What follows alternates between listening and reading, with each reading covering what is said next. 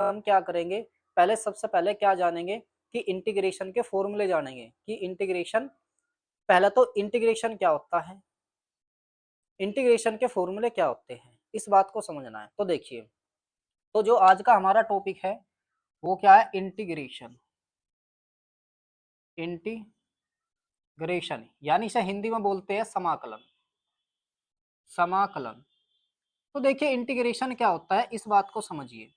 देखिए जब मैं आपको डिफरेंशिएट के बारे में बताया था, तो डिफरेंशिएट में क्या था, अगर आप किसी भी फंक्शन का या किसी भी फलन का अगर आप क्या कर देते हैं, उसे शॉर्ट कर देते हैं, यानी छोटा कर देते हैं किसी भी फलन को, तो उसका मतलब अवकलन था। लेकिन इंटीग्रेशन इसका क्या होता है, उल्टा, यानी अवकलन जो होता है वो समाकलन का उल्टा होता है, यानी डिफरेंशिएट जो होता है वो इंटीग्रेशन का क्या होता है, उल्टा, यानी ये एक दूसरे के क्या होते हैं, अपोजिट होते हैं। तो डिफरेंशिएट क्या बताया मैं आपको कि अगर आप किसी भी फंक्शन को क्या कर देते हैं, छोटा कर देते हैं या शॉर्ट कर देते हैं, तो होता है आपका क्या, डिफरेंशिएशन। लेकिन इंटीग्रेशन उसका उल्टा होता है। उल्टा क्या होगा, अगर आपके पास कोई फंक्शन दिया है, उस फंक्शन को आप एक्सपेंड कर दो यानी इंक्रीज कर दो, तो वो क्या होता है, आपका इंटीग्रेशन होता है। जैसे फॉर एग्जाम्पल देखिए, अगर आप x का डी बाई डी एक्स करते हैं तो वो आता है क्या, 1। अगर आप x का इंटीग्रेशन करते हैं तो वो क्या आता है, एक्स स्क्वायर बाई 2। ठीक है, अगर आप यहाँ पे 1 का वन का डी बाई डी एक्स करेंगे तो क्या आएगा, 0। एक्स स्क्वायर बाई 2 का करेंगे तो यानी ये वैल्यू जो है आपकी इंक्रीज होती चली जाएगी। क्या होती चली जाएगी, इंक्रीज। अब यहीं पे देखिए डी बाई डी एक्स आपने एक्स करा तो क्या है, 1। एक्स का डी एक्स करा तो क्या है, एक्स स्क्वायर बाई 2, यानी ये फंक्शन आपका इंक्रीज हो रहा है। तो इंक्रीज होने को ही आप क्या बोलते हैं, इंटीग्रेशन यानी समाकलन बोलते हैं। तो इन्हीं समाकलन के हमारे पास कुछ बेसिकली फॉर्मूले हैं, उन्हें समझने की कोशिश करेंगे। तो देखिए हमारा जो पहला फॉर्मूला है इंटीग्रेशन का वो क्या है, पहला इंटीग्रेशन का हमारा फॉर्मूला क्या होता है, देखिए अगर आप 1 का क्या करते हैं, डीएक्स करते हैं, 1 का अगर आप डीएक्स करते हैं यानी इंटीग्रेशन करते हैं तो वो आता है x। यानी अगर आप किसी भी कांस्टेंट वैल्यू का क्या करते हैं, इंटीग्रेशन करते हैं, तो वो जो कांस्टेंट वैल्यू है वो बाहर आ जाती है, वहां पे बचता है 1, और 1 का अगर आप डीएक्स करते हैं तो वो क्या बन जाता है, आपका x बन जाता है। और यहाँ पे क्या होता है कि प्लस सी ऐड होता है, क्यों, क्योंकि यहाँ पे सी जो है कोई कांस्टेंट वैल्यू यानी अचर वैल्यू है, जो कुछ भी हो सकती है यहाँ पे।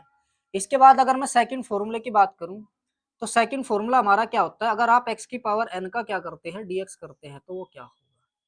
तो देखिए समझिए, सबसे पहले अगर आप x की पावर n का dx करते हैं, यानी यहाँ पे कोई वेरिएबल वैल्यू है, आप x के एक्सपेंशन इंटीग्रेशन कर रहे हैं, n यहाँ पे कोई भी नंबर हो सकती है, कोई भी नंबर हो सकती है, अगर उसका इंटीग्रेशन कर रहे हैं तो क्या होगा, सबसे पहले आप x लिखेंगे, यहाँ पे क्या है n, n का मतलब क्या है कि आप कोई सी भी नंबर, यहाँ पे कोई भी नंबर हो सकते हैं, आप इसमें 1 ऐड कर दीजिए, तो यानी ये होगा x की पावर n प्लस 1, जो ये n प्लस 1 आया है वही अपोन में लिख दीजिए n प्लस 1। क्या बताया मैं, देखिए अगर x की पावर n का अगर आपको dx करना है तो x लिखिए, पावर में 1 ऐड करिए, जो पावर ऊपर है वही अपोन में लिख लीजिए और प्लस में c कर दीजिए, वो आपका क्या बन जाएगा, इंटीग्रेशन बन जाएगा x की पावर n का। जैसे फॉर एग्जांपल अगर आप एक्स स्क्वायर का क्या करते हैं, डीएक्स करते हैं, तो क्या होगा, पावर क्या है, 2 है, यहाँ पे क्या बताया कि पावर में कितना ऐड करेंगे, 1, तो यानी x की पावर क्या हो जाएगी, 2 प्लस 1 अपोन में क्या होगा, 2 प्लस 1, तो यानी 2 और 1 कितना, 3, तो x की पावर 3 अपोन 3 प्लस क्या, c।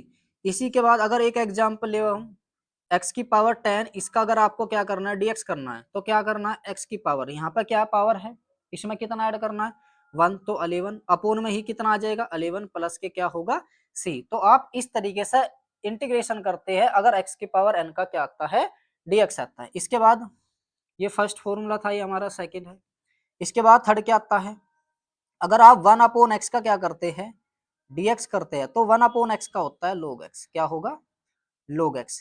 इसके बाद फोर्थ क्या है, अगर आप e की पावर x का क्या करते हैं, dx करते हैं, तो e की पावर x का e की पावर x ही होता है, क्योंकि इंटीग्रेशन भी और डिफरेंशिएट भी यानी समाकलन भी और अवकलन भी दोनों के क्या होते हैं, एक होते हैं, प्लस c।